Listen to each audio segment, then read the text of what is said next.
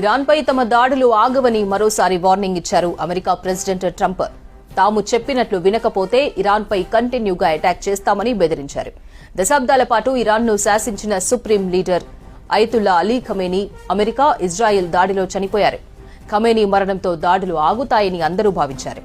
కానీ ఆ దాడులు ఆగవని, సుమారు 4-5 వారాల పాటు కంటిన్యూ అవుతాయంటున్నారు ట్రంప్. పశ్చిమాసియాలో ఉద్రిక్తతలపై ట్రంప్ కీలక వ్యాఖ్యలు చేశారు.